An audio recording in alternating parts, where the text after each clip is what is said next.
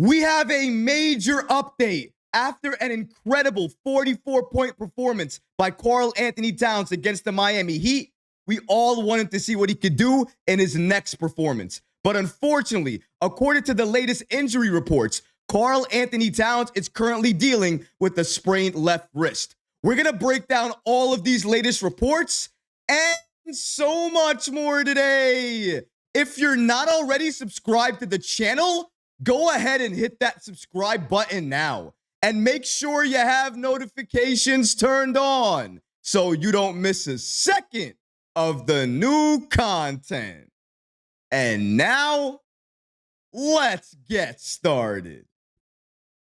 Karl-Anthony Towns sprains his left wrist after a breakout performance against the Miami Heat, where he scored 44 points and pulled down 13 rebounds. He was also scoring at will, scoring wherever he wanted to, inside, outside, faking the three, still scoring the three, getting contact, going to the line. Offensively, Towns was doing everything the Knicks wanted to see him do. This was the Towns the Knicks traded for, who they wanted to see on the court, able to dominate, take people off the dribble, penetrate and create, use the hook shot, use the floater, use the three-point shot, use his body and take contact. Towns was impressive. But at the time, I also mentioned that Thibodeau played only 8 players during that game. Towns during that game played 39 minutes. Now, I'm not saying that's the only factor, but he's on the injury report now with a sprained left wrist. And in my opinion, one of the main reasons for that is the Knicks went with an 8-man rotation, and they did not expand the rotation to 10 players and give other minutes to those players. And when you do that, you're always going to increase the chance for injuries. Let's break down these latest reports from Steph Bondy and Ian Begley, 2 great NBA insiders. Shout out to Steph Bondy, who was the first on this scene, giving us the following update. According to him, Karl-Anthony Towns is questionable for tonight's game against the Detroit Pistons with a sprained wrist on his non-shooting hand, his left shooting hand. There was no indication of an injury after the Miami Heat game. According to Ian Begley, the report has designated Towns with the questionable status with the sprained left wrist. This comes less than a day before the new Knicks center exploded for 44 points and 13 rebounds in Wednesday's big win against the Miami Heat, 116-107. While the designation should be something to keep an eye on, this could simply be a formality as Towns goes through his pregame routine and workout before a decision is made.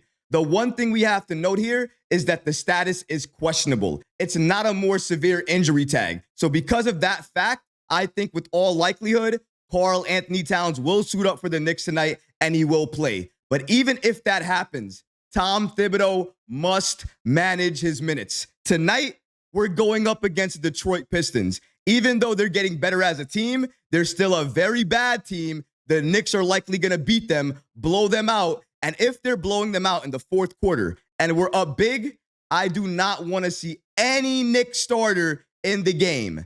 Last game, Josh Hart came into that game with 2 injury statuses. He had an ankle injury and a shin injury. He played the most minutes out of any Knicks starter, 42 minutes. Right behind him, our other Iron Man in Mikal Bridges, 40 minutes. You want to know who was after him? Karl-Anthony Towns, 39 minutes. I understand you want to win the game at all costs. Winning matters. As long as you get the victory, we'll take everything else. I understand that, but you have to protect your players. You need to protect them from themselves and for potential injury. We saw what happened last year. Even though players play through injury, it doesn't mean that they're okay. It means they're doing so because they can play through it, not that they should. And if we can prevent any type of injury and we don't have to play somebody, then let's not do that. I'm more concerned with health moving forward than anything else. Of course, I want to win games as much as possible. But in the process, I also want to protect the players. And there's a way to do this. Play your starters less than 35 minutes a game, each and every game, no matter what. And then trust your bench, trust your depth, expand the rotation. Why is Kolek and Pacome Dadier getting no minutes? I understand. You're waiting for potentially Precious Achiuwa to come back. You're waiting for Landry Shamet to rejoin this team. Newsflash, They're not going to come back by November 5th. They might not come back till December. We cannot play an 8-man rotation until December. We have to expand the rotation. Add another shooter to the bench and utilize that shooter. Maybe utilize Matt Ryan and then utilize somebody else you have on the bench. Maybe that's Tyler Kolek. Maybe that's Bacome Dadier. But you need to expand the rotation. If you don't, we're going to continue to have players come into games with questionable statuses.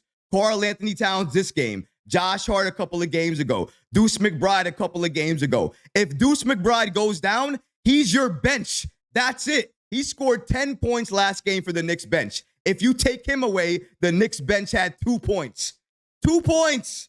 You are not winning NBA level games with the starters scoring everything and your bench only giving you 2 points. It's not going to happen. You need to expand the rotation. You need to allow the bench to score more, to utilize them in plays more, and allow them to have an impact. If they're just going to pass the ball and never score, and that's only going to be up to the starters, you're going to run the starters into the ground. I know Tom Thibodeau doesn't want to do that. I know the starters are never going to ask to be out of games. They're always going to want to play as many minutes as possible. But at this stage, we are only at game 5 right now, ladies and gentlemen.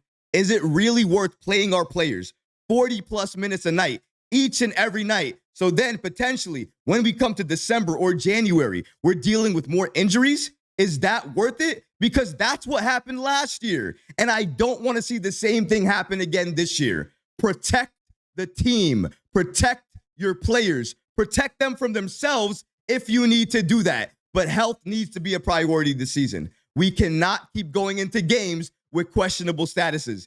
Karl-Anthony Towns, best performance offensively as a Knick against the Miami Heat. And then after that, now he's dealing with a wrist injury. I know it's only a sprain. I know it's a questionable status. I know it may not be that severe, but it's still another injury, still something the Knicks have to think about, and still something the Knicks have to deal with. And for me, I'm not okay with that. Protect the players at all costs. Make sure if they're questionable going into games that they have no issue at all if they play that game. They're not going to risk further injury if they suit up. If that's ever a possibility, rest them.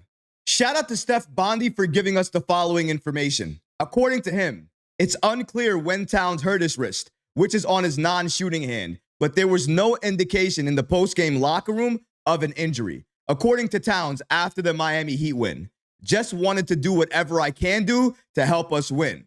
My teammates out there on the court put the trust in me with the basketball and the coaching staff. Amazing game plan by them. I just wanted to repay their trust.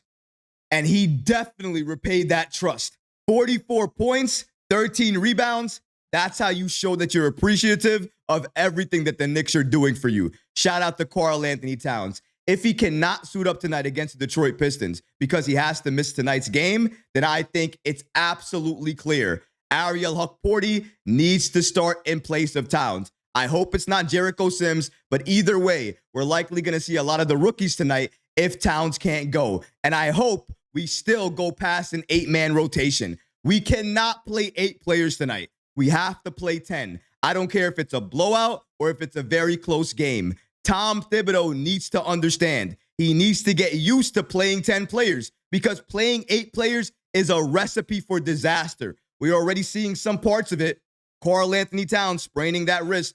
Josh Hart having an ankle injury, a shin injury. Now, I understand those injuries happen during game, during some type of plays where another defender was going after the ball. Completely understand that. But after the injuries happen, you can't do anything but deal with them.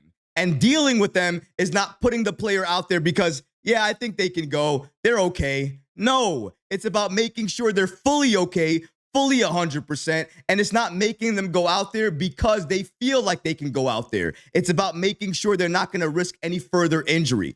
That's the main thing. As long as that's the case, I'm not going to have a problem with any Knick player going out there and suiting up. But if there's a risk of injury, even 1% chance of it, I'm not going to take that risk because there's no need to at this point in time. Protect your players at all costs. And if Towns also goes down and he's not available for tonight's game, I'm also anticipating a big game for Mikal Bridges and OG Anunoby.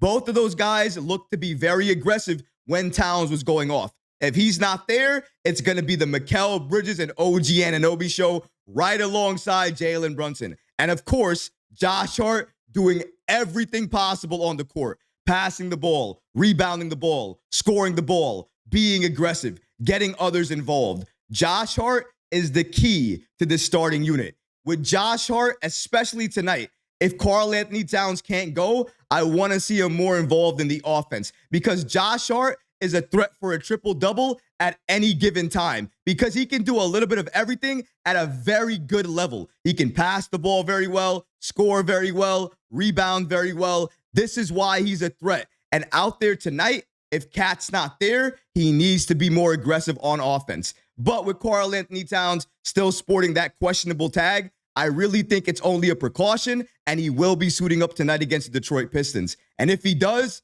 I want to see another amazing performance from Cat. It doesn't have to be 44 points. It doesn't really even have to be 30 points. If he gives me 25 and 12, 25 and 13, I'll be happy with that. The only thing I want to see tonight is what I saw last time.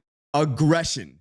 An aggressive Cat inside, outside, attacking, doing whatever he wants to do. That type of Cat is what I want to see on a nightly basis moving forward. It may not be a great thing to watch because nobody likes to see blowouts, but as a Knicks fan, I personally love to see the Knicks blow out another team because you know what happens when that happens?